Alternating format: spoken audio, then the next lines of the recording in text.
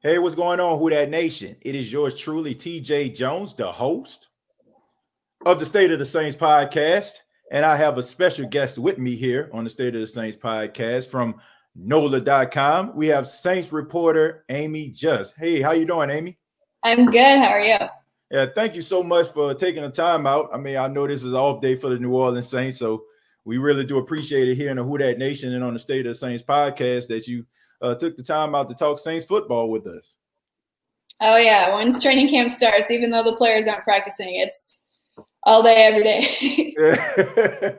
Yeah, so I mean, we're going to talk about a little bit about Saints football, but there are some storylines that need to be addressed on yesterday. We know that linebacker Nigel Bradham, the Saints got him from the Philadelphia Eagles. He was actually cut by the New Orleans Saints, and it raised a lot of eyebrows, not only in the Who That Nation, but just across the NFL as a whole. So, Amie, the first question I have for you is, why did the Saints decide to release Nigel Bradham? Yeah. Coming into camp, the linebacker room was one of the positions that I had questions about just because of all the injury history with everybody. But through the first week of camp, actually, this is a deep position. Zach Baun running with the ones, which that's always a good sign, right? So Cat Terrell was actually the one who asked Sean about it yesterday after practice, and Sean was straight up about it. He's like, we like the depth of our young guys, and that's that. You know, when I went back and was, going through my notes about rotations of players who were getting in there at the linebacker position during the 11s, I didn't really notice him. I was writing more down about Craig Robertson and Caden Ellis and Baun and guys like that. So he got buried, and sometimes that happens. Yeah, I mean, Amie, you're not the only person I've seen say that. I mean, I've seen that several times by other reporters on Twitter saying that they didn't notice him. They didn't notice him. It's not like he made like a play or a huge splash. And that's probably one of the reasons why the Saints decided to cut him. I mean, when you have young guys and you have depth like the Saints have, young sideline to sideline type linebackers and guys that take advantage of the reps.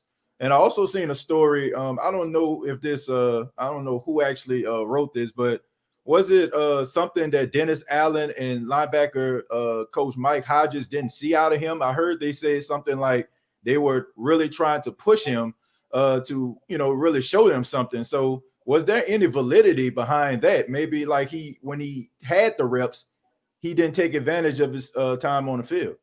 Yeah, I wasn't in on those interviews, so I'm not sure because when Sean Payton talks and the players talk, those happen at the same time as when the defensive and offensive coaches are talking. So I don't know about that, but I will say that when DeMario has been getting rest, Craig Robertson's been in there. And that is where I would have thought Nigel Bradham would be. Yeah, well, I mean, like you said, it's a plus. The Saints have so many young linebackers that can step up. I mean, Zach Baun, who I've heard been doing an outstanding job. The fact that he actually running with the ones, and you have to take into account no OTAs and no mini camp. That goes to show you like the type of player the Saints think they have in him. But before we talk a little bit more about the linebackers, I gotta ask you about Johnson Batamosi. He was mostly on special teams everywhere he went, from the New England Patriots. I think he spent some time with the Dolphins. He always did some great things on special teams, and the Saints were really relying on him to actually fill a role on special teams. He came in mid-season, did a good job. But there is a void that is missing, in the cornerback room. So is there a possibility that the Saints can go out into free agency and maybe sign another cornerback to replace Batamosi? Yeah, so you have to feel for him, right? He came into – so he found a niche on special teams when they brought him in midway through the year last year, and then went on IR because he hurt his foot in practice. And then he started training camp on PUP, Right. passed his physical, and then less than a week later, he's back on IR. Right. I don't know if it's a new injury or a re-aggravation of the old one, but you just feel for it. You just feel for do. Like, he was so excited to come back because he re-signed a 1-year deal with the Saints in the offseason. Super excited to come back. Really looking forward to it. Man, you just feel for him. So the Saints, with releasing Nigel Bradham and putting Badamosi on IR, they've got 2 roster spots available. Maybe they signed some guys today. I'm not sure. But the time of us recording this, they still have 2 roster spots. They did bring 2 guys in for a workout the other day. They were both DBs. I don't remember their names off the top of my head. But based on that, it looks like they are trying to bring somebody in that position. We'll see. Yeah, I mean, anytime you have a guy that's willing to play special teams and do it at a high level, I mean, this is a smart guy. I mean, Johnson Badamosi, I've been watching him since he played for the New England Patriots, and I mean, he was one of those guys that was part of the cornerback rotation, and he did play on special teams, so he was a good find for the New Orleans Saints to help out on special teams. So I'm hoping that they actually find somebody that can replace the type of production I know Badamosi would have brung this season. But back to the linebackers, we talked a little bit about Zach Baun. He's making a little bit of a transition coming from the University of Wisconsin. He was a linebacker, but he mostly played with his hand on the ground. It seems like the Saints are trying to teach him like how to stand up and be a linebacker, more so than just blitzing the quarterback. So how has he been making the adjustment in your opinion? And what are the coaching staff saying about him, as far as his development is concerned? Yeah, no OTAs, no mini camp obviously hurts the rookies, but so far so good. I mean, if they didn't trust him, he wouldn't be running with the Wands, right? So of course there's a learning curve with that. And, he said the other day that he's working on everything because that's what the Saints expect out of their linebackers, to be able to do everything, especially, when the Saints go into nickel. Right. You have to be reliable.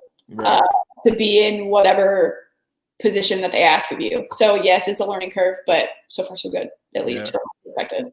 I mean, well, I'm just looking forward to seeing him. I mean, I think a lot of people in the Who Dat Nation don't realize like how good he was at linebacker. And I mean, I think according to Pro Football Focus, I've said this several times, he actually ranked higher than some of the linebackers that the Saints fans wanted, like Kenneth Murray, who now plays for the Chargers, and Patrick Queen, I think, who plays for the Baltimore Ravens. So, I mean, he ranked higher than those guys. So he is a smart player, and I'm looking forward to seeing what he does, at the linebacker position.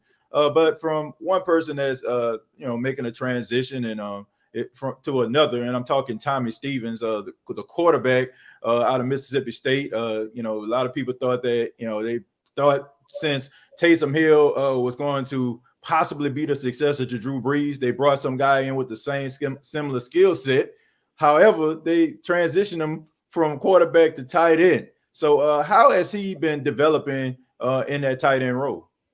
He's only been playing that position, full time, right, for like a couple weeks. So he's got a lot to learn. But I asked Jared Cook about it, and he kind of laughed. He's like, it's an adjustment, but he's got good hands, and that helps him. He just has to work on his blocking, which he hasn't been asked to do. So of course that's going to be an adjustment, right? It's tricky. You want that's another reason why you want those preseason games, right? You can actually get the game action doing those type of things. We'll see how it goes, but he's got a lot to learn. But if the Saints didn't think he could do it, they wouldn't put him in that position either. Yeah, I mean, I think they really see the type of athlete that he is. I didn't watch him that much at Mississippi State, but I seen like in a few plays when he played at Penn State. I seen him in a game a couple of times, and I know he has like great athleticism. I seen him like scramble a couple of times. So I mean, I know that he can do a lot of great things, and I know the Saints feel like if they can get him coached up. I know they feel like they have a diamond in a rough in Tommy Stevens. But let's go ahead and let's talk a little bit about the defense. The Saints seem to be clicking, especially in the secondary. Every report that I've read from you all has been talking about how the defense has been getting the best of the offense throughout the training camp so far. So what is it that's different from your perspective is different about the Saints defense going into this training camp? Is it Malcolm Jenkins, or is it maybe something else about the defense? Hearing the scrutiny maybe about them giving up big plays and crucial parts of the game. What is your take on that? Well, naturally, adding Malcolm Jenkins helps, right? Yeah. He's a veteran, 2 Super Bowls. He knows what he's doing. He's a leader, and that just helps, right? And then you have Janoris Jackrabbit Jenkins, right, who I can't stop watching. Every time I'm out there, my eyes just naturally gravitate to him. He's always involved and doing some really good things. I think it helps the Saints that he was here for the latter part of last season, right. Just giving him more time with chemistry and on the field stuff. Right. But man, that's going to be one tough duo at quarterback with Marshawn and JJ. It's that's going to be fun. And then, CD Deuce, formerly known as Chauncey or CJ Gardner-Johnson, he's a year older now, right? So that also helps. PJ getting that experience at safety when the Saints had 3 injured injured defensive backs last year. Right. That helps him because he hadn't played safety in like 10 years, and now we're asking him to do some of that. So that helps, just being more versatile. Marcus is a year older. Everybody just looks good. And then Justin Hardy, he's looking good too.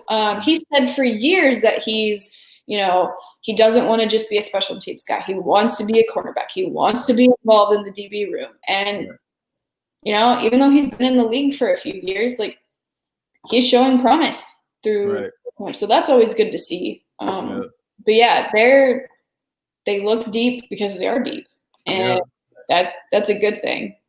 Yeah, I mean they really look good on paper as far as the talent that they actually have, and I think you hit the nail on the head in my opinion. Also, I think Malcolm Jenkins, I think he helps the secondary tremendously because like you said, he's a seasoned veteran. He's seen it all, he's done it all. And he can also put those younger guys in position, that they can make plays. And I said this on several occasions as well. I feel like PJ Williams moving to safety was the best decision that he could have made for his career. He's a good nickel corner, but I really feel like sometimes, if he's going up against some of those faster slot receivers, they can get the best of him. So him playing in the safety role, I think he's above average tackler. I know he's better. He's probably the top 3 tackler, I guess, among in that secondary now. So I think that is going to help him tremendously. I'm looking forward to seeing what the secondary can actually do this season. Let's talk about the defensive line. There's been injuries that have been a part of the defense for the last couple of seasons. We know about Sheldon Rankins and Marcus Davenport. I've been hearing good things about both of those guys in camp. What's different about Marcus Davenport that you've seen from his rookie year in training camp up to going into his 3rd season now? And what about Sheldon Rankins as well? What is your opinion on those 2 guys? Yeah, so I covered LSU during Marcus Davenport's rookie year. So I was a little busy watching other people, but he looks good. He, from all accounts, he's 100% ready to go. As for Sheldon, he talked at length the other day about his injury, which usually guys don't do, but Sheldon's just an open book about different things. And so he had some medical disorder. The name of it is escaping me. Haglund's, maybe, I'm not sure. To where you get bone spurs on the backs of your heels to where it pulls the Achilles away from, right? Gross. So they discovered that when he tore his Achilles, the first time he tore his Achilles. Right. And they were like, yeah, this is probably on your other foot too. Right. And as the season went on last year, he could feel it progressively getting worse to the point where in week 14 against the 49ers, I can't do this anymore. Like with every step he took, with every explosion he tried to take, he felt like his Achilles was about to rip. Wow. And so got that fixed. He said, he hasn't done a ton of research into it, but he believes that this is over now since it's been fixed on both feet, which that's amazing. You forget sometimes just how much pain these guys go through. Yeah. But yeah, when he was describing that in vivid detail the other day, I'm just sitting there like holding my feet. I'm like, yeah, I'm holding mine right now. I mean, that's but I mean, just the fact that this guy has been through so many things over the last couple seasons, I think a lot of people forget how dominant he can be. There was a stretch, Amie, that you can arguably say he probably was like the third best defensive tackle in all of football. I mean, you got to give respect to Aaron Donald and Fletcher Cox out in Philadelphia, but he was right up there with those guys. I think he had like 8 sacks. I'm talking about the 2018 season, right before he tore his Achilles in that divisional round game against the Eagles. So I think a lot of people, they tend to forget, how dominant he can be when he is healthy. And, a lot of people have been asking about, Jadeveon Clowney possibly being signed by the New Orleans Saints, I guess because of the injury history so far with Marcus Davenport. In your honest opinion, do you think that the Saints actually need to go out in free agency and maybe pursue a guy like Jadeveon Clowney, or do you think they'll be okay with the rotation that they have right now? Do they need to? No, but did the 49ers need to sign like 6 different amazing defensive ends? No, but they did anyway. Yeah. So it's 2020. Nothing surprises me anymore. If they do it, yeah, okay, good for them. But if they don't, that won't surprise me either. Like, I know that's a cop-out answer, but being honest. I mean, I get it, Amie, but me, I just don't get it. I just don't look. I look at Jadeveon Clowney completely differently from other people. I think a lot of people look at Jadeveon Clowney being that dominant force he was at South Carolina, and he was the first pick overall back in 2014. And I guess that kind of stuck with him. I mean, I look at a guy never had double-digit sacks. He played on the opposite side of J.J. Watt. I mean, come on, like you can't get double-digit sacks over a guy that's probably getting triple teamed. Like, I mean, that says a lot to me. And I feel like Marcus Davenport, I feel like sometimes we're in a Who Dat Nation. I mean, we don't have the patience sometimes, and I think this guy has all the tools to be successful. I mean, he even said it himself. I mean, I heard him say in the interview, he said he wants to be better than Cam Jordan. And for the last couple of years, I mean, if you put his stats up against Cam Jordan in the first 2 years, his is better.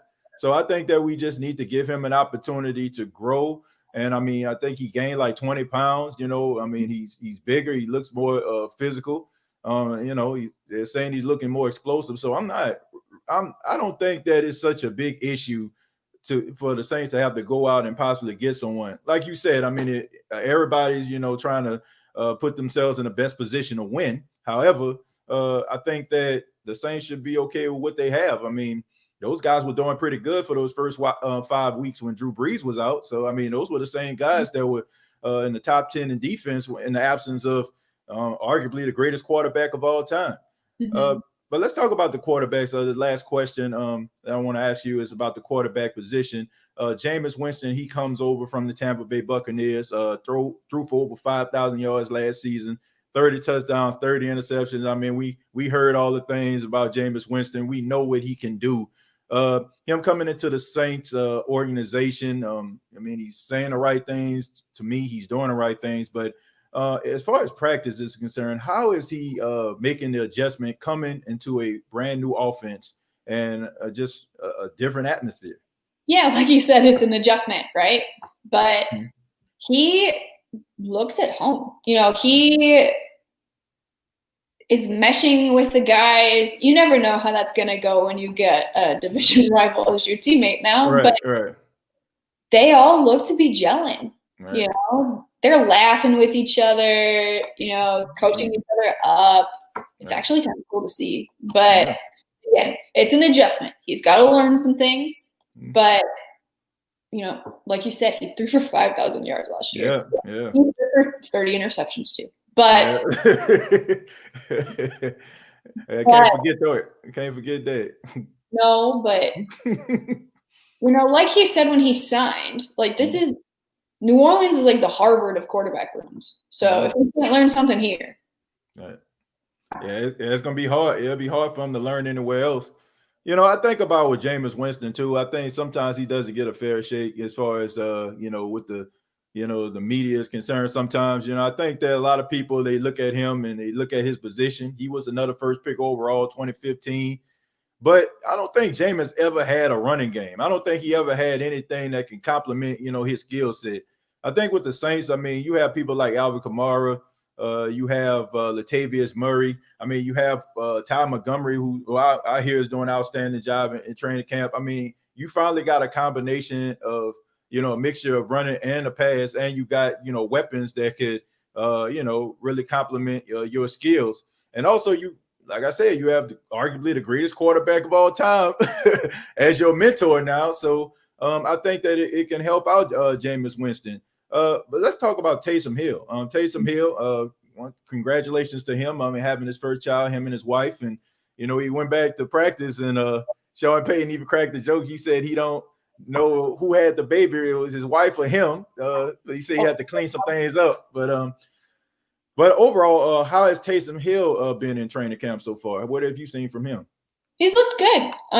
He's getting those, number 2 reps behind Drew, at least for now. He looks good. He hasn't been super involved yet at, wide receiver, tight end, insert position here. So is that indicative of what they plan to do with him? I don't know. Does he need to practice at wide receiver? He does a pretty good job. So we'll see how that ends up working out. But so far, so good. Again, he didn't get, at least in my recollection, it's been a long year. He didn't get as many reps at QB last year. This year, at least in my recollection. I could be a little off because he was the number 3 behind Teddy Bridgewater, so they had him more in other things. But yeah, so we'll see if they want to get him more involved in other aspects of the offense later in training camp. But he's making the most of it. So Amie, he hasn't played at any other position other than quarterback this entire training camp. Not on offense, no. Wow. That's not like, now again, we don't go to every practice, right? We don't go to, because they've got walkthroughs and stuff. So maybe they're doing stuff behind closed doors there. But while we've been there, no, it's just been quarterback stuff. Wow. This is the final question. Who is somebody that you're looking forward to seeing this 2020 season? Who's somebody that you are looking at to possibly, turn a corner, or somebody that you're going to really be looking out for? Yeah, well, the thing that I've been paying attention to the most is the offensive line. I want to see, who's actually the center, right? Right. And then when Pete gets back from his broken thumb, we haven't talked to him yet because he's been hurt, but I want to know how much weight he's lost. And then I want to know, as the season progresses, how is that going to help him? When he's working off to the side on stuff, he looks faster. He looks better. So I want to know how much him slimming down will help him continue to, get better. I know Saints fans aren't the biggest fan of his. Not at all, Amie. My early theory is that it's going to help him. Now, getting hurt again doesn't help him, but that's one thing I'm interested in. Yeah. Yeah, I think the offensive line is a huge storyline. It's probably one of the biggest question marks on the team, like you said, between Cesar Ruiz and Eric McCoy, and also with Andrews Pete. I mean, Andrews Pete does some good things. I think he's really good when it comes to the screen game, but there are times where I hear this. I mean, as far as like people like inboxing me or sending me comments, they talk about his physicality on offensive line. So I would like to see him like step it up just a tad bit in that regard, but I'm not going to say that he's a bad offensive lineman. I mean, this is a guy I've been watching since he was at Stanford. He played left tackle and he did a really good job. And there's one of the reasons why he was a top 15 pick when he came out of Stanford. The Saints really believe in this guy. I mean, not going to sign this guy to a 5-year deal if you didn't. Right. But Amie, thank you so much for your time. We're looking forward to hearing some of your phenomenal questions that you asked to the players, and also some some of the articles that you write as well, being a staff writer for NOLA.com. We really do appreciate it. Yeah, thanks for having me. Yeah, I wrote about Eric McCoy just today. So spoiler, he does not care where he plays. and also one more thing too. Let everybody know how they can get in touch with you, and how they can find some of your articles. Yeah, so I tweet everything out on my Twitter. That's at Amie_Just, but I spell my name a little weird. It's been on the ticker at the bottom, but it's Amie, AMIE _JUST, like the word. Yeah. Okay. All right. So y'all make sure that you follow on Twitter and also read the articles on NOLA.com. This is the State of the Saints podcast. Once again, Miss Amie Just. Thank you so much. Thanks for having me.